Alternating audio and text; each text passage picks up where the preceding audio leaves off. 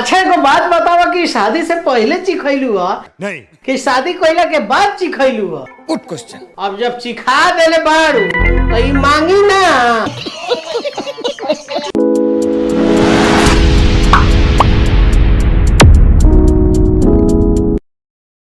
तो का हाल में भाई लोग भोजपुरी के गांव नाथपुर नगरी में एक बार फिर से आ गइल बानी। लेकिन क्यों? काहे से कि भौजी के एगो गाना आइल बा और गानवा में नु भौजी बहुत चिखावत आ रही, तो चली ना लोग चीख लिहल जाओ। चलो भाई। एक बेर चिखा देनी तो बेरी बेरी मांगेला तू दुइये दिन के प्यार में भतार जइसा। अब देखा इनकर बुड़बकई, इहे तो लड़की सबके मूर्खता ह कि कोनो जैसे ही जिस्म के भेड़िया मिलेला आ लड़की के तारीफ कर देवेला, लड़की तो अपने आप के हेमा मालिनी ऐश्वर्या राय समझे लागेली सब।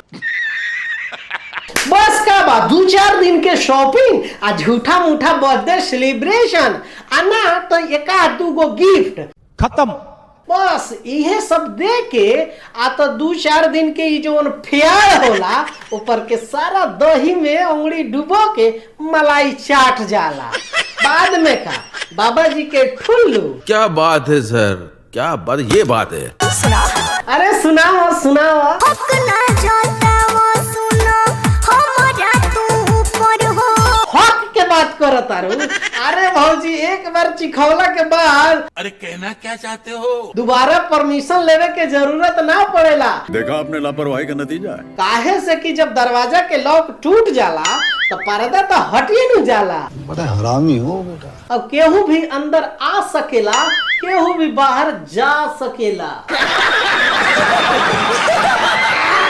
पहले नहीं खो शादी होई हम न ताहर में हर हो। गांव के कुछ छिनार मर्द के मुंह से कहत सुनले रहनी कि जो रोटी फूल जाए वो कच्ची नहीं और जो लड़की बॉयफ्रेंड रखने लगी वो बची नहीं। ये बड़ी अच्छी बात कही है। वाह वाह वाह वाह। अब बताई लोगिन कि बियाहे के पहिले सुहाग रात मनावे देहली तब ना सोचली हम कोई मंदिर का घंटा है कि कोई भी आके बजा जाता है। अब कौन फायदा जवानी के असली मजा यार के, अब बेचारा बसिया माल भतार के। ये तो बहुत नाइंसाफी है। चिखल चाहेला तू अचार जइसा। अच्छा तो ई बात बा, खाली अचार जैसन चिखेला।